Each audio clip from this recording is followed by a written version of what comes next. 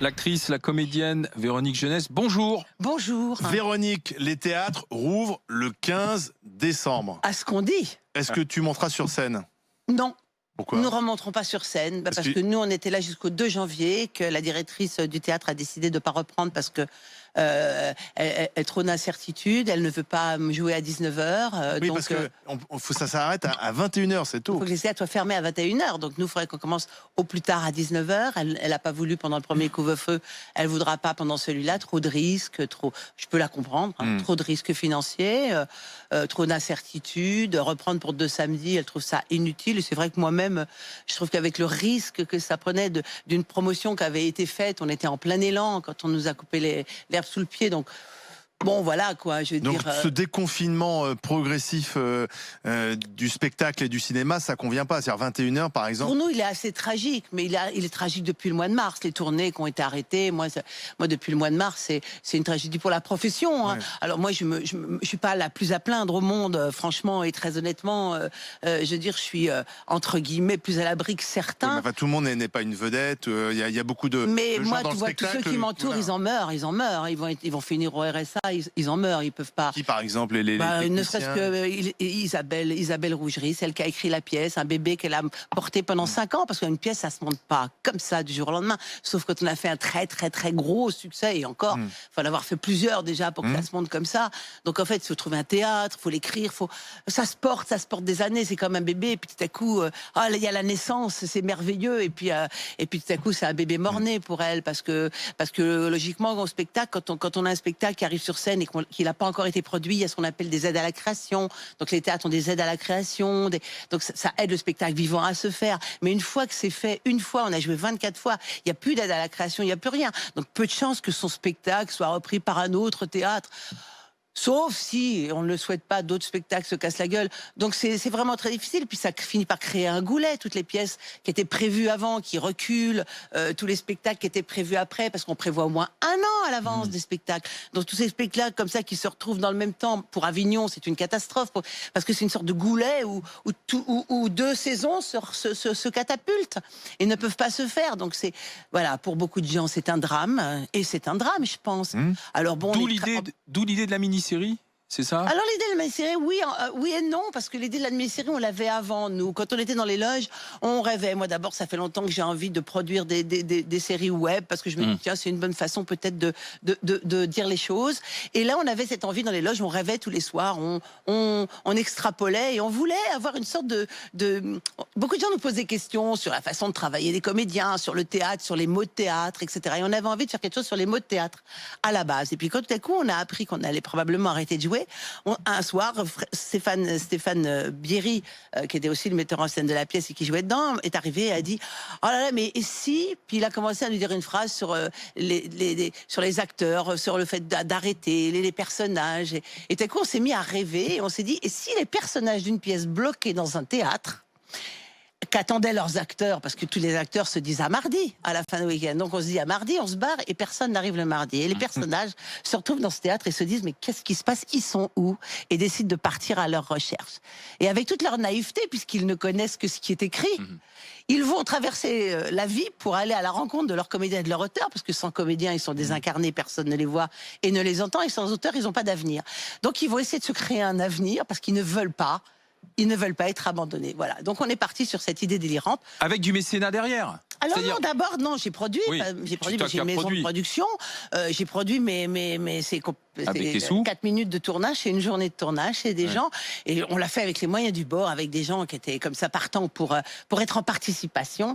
Et là, j'ai un peu de mal parce que les choses reprennent et qu'il va falloir quand même que ces gens travaillent. Donc je me dis, si je veux pouvoir continuer la série, au moins sur le temps où on l'a écrite, sur toutes les histoires qu'on a racontées, voilà, j'ai dit, bah écoute, ça s'est fait, hein, je l'ai fait moi pour un court-métrage, ce qu'on appelle tous coprod, plein de comédiens l'ont fait pour monter leur production. Et moi je me suis dit, comme ma production est elle a souffert de tout ça, puisque d'habitude, c'est moi qui rapporte à ma production de quoi produire. Et que là, de fait, ma part producteur, elle a été complètement, depuis mars, entachée. Ouais. Donc, j'ai pas assez de moi pour produire. Donc, j'ai fait un appel aux dons. Voilà. L'appel aux dons, c'est sur proarty.fr. Voilà, c'est ça. défiscalisé sur ProArty, qui s'est associé Donc, avec Tous Coprod. Nous tous, si on veut te donner un coup de main, participer à cette production, on y va, on s'inscrit. Et puis surtout, on soutient des acteurs qui jouent, des techniciens et autres. Quoi, Voilà, c'est ça. on le soutient. aide le spectacle. Et on a des contreparties, parce que moi j'estime que chaque franc mis, enfin chaque sou euro. mis, puisque chaque euro, pardon, putain, là je date un peu là, donc Vous datez ou vous anticipez? chaque franc, oh oui, mais comme un euro est à peu près l'équivalent d'un franc maintenant, hein, je veux dire.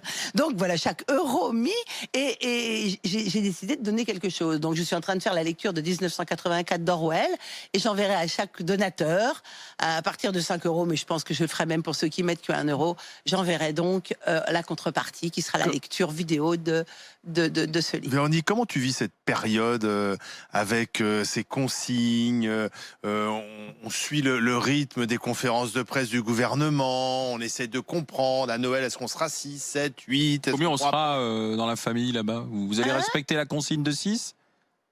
Mais moi, je suis quelqu'un qui, par essence, ne respecte pas vraiment les consignes. Mais bon, je respecte pas les consignes.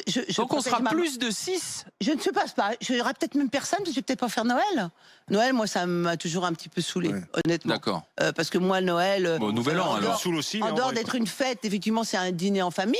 Oui. C'est un dîner en famille, c'est un joli sapin pour les enfants, c'est quelques cadeaux. Mais cette année, comme moi, je peux faire des cadeaux et pas forcément les autres, j'ai dit personne n'en fait. Ça sera beaucoup mieux. Donc voilà, c'est surtout un déjeuner le midi aussi, donc on peut diviser. J'ai une maman qui est quand même assez âgée, j'ai pas envie de... Elle est fatiguée le soir, donc je suis pas du tout sûre qu'elle sera parmi nous ce soir-là. Bon, elle sera peut-être pour quelques moments, mais on sera pas... De toute façon, nous, on n'est pas très nombreux. Donc j'ai pas de mal à les contourner. Quand on me dit est-ce que tu respectes les trucs en voiture, je prends pas la voiture, donc j'ai pas de mal à les respecter. Je suis en vélo, moi, la plupart du temps. Donc j'ai pas de mal à respecter les règles, parce que moi je suis pas quelqu'un qui vit dans la règle. Donc tu t'en fous, quoi, en fait. Je m'en fous pas. Je respecte les lois parce qu'elles sont là. Je vis à ma façon. Je suis pas quelqu'un qui fréquente énormément de monde, donc je suis jamais dans les soirées me saoulent prodigieusement, donc j'y suis rarement. Sauf quand j'étais très jeune. Voilà, moi j'aime ma vie en famille, j'ai ma vie propre, donc moi je vois pas trop de monde. Alors, petite question, Barbara Lefebvre, aux réflexions.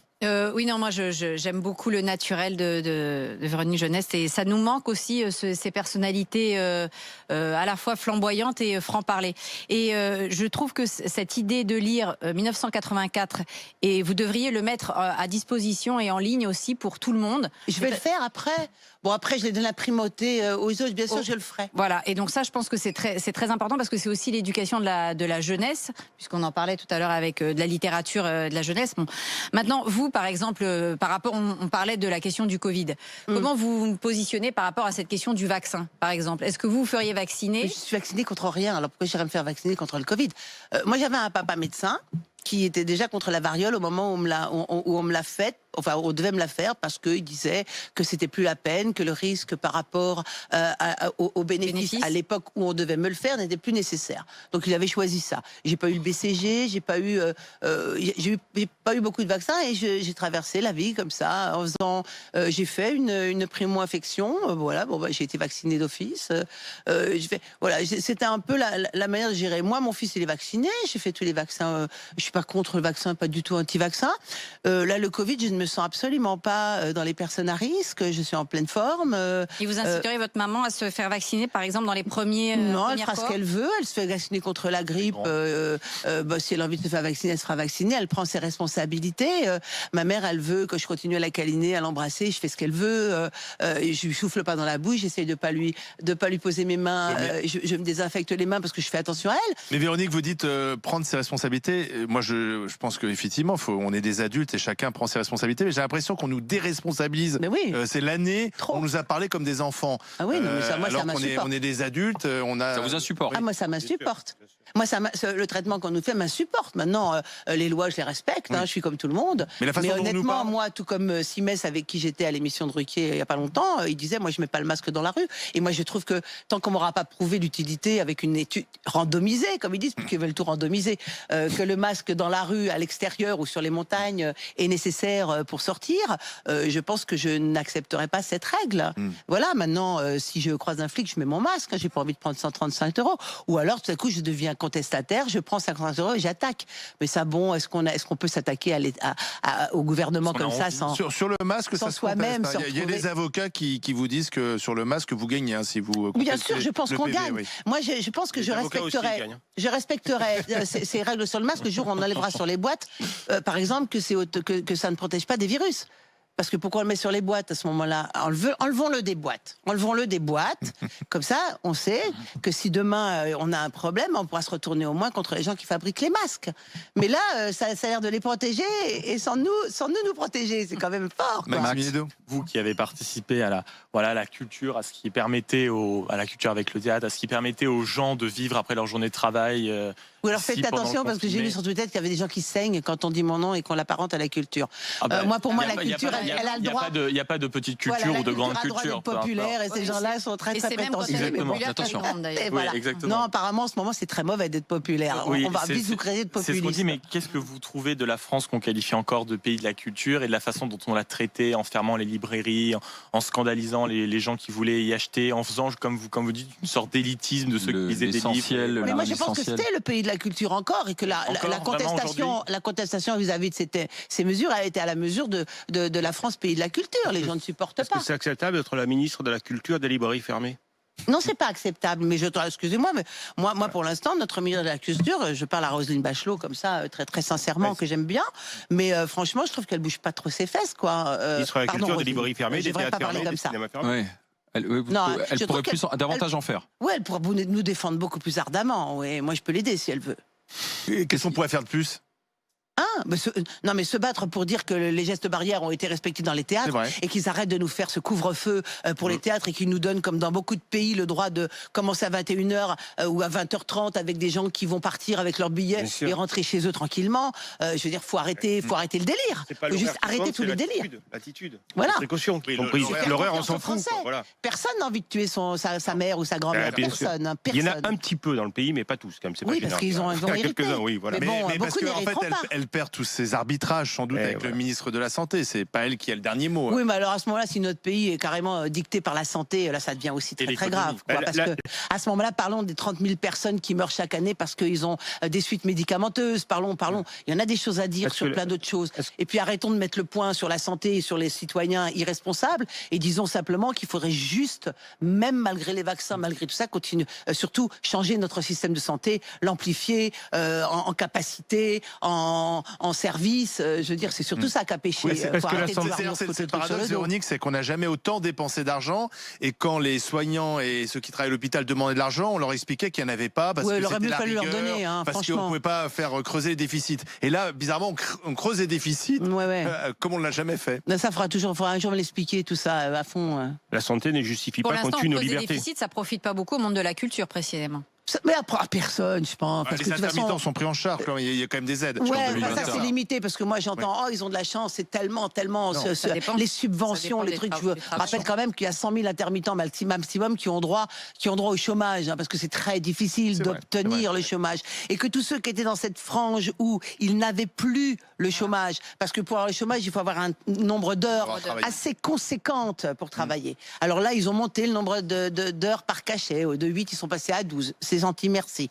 On peut dire quand même il y a des choses heureusement qui sont faites. Mais il y a plein d'intermittents qui n'étaient pas inscrits au chômage et qui allaient aller en réinscription au chômage. Mais toutes ces heures perdues, c'est gentil de dire on va prolonger d'un an, on fait une année blanche, on prolonge d'un an. Mais ça c'est pour ceux qui étaient déjà dans le système. Mais pour ceux qui en étaient sortis, parce qu'il arrive qu'ils en sortent parce qu'ils n'ont pas assez d'heures pour être réinscrits, mais tout à coup ils avaient un contrat pour se réinscrire, ils ne l'auront pas. On fait quoi de tous ces gens-là ? On fait quoi?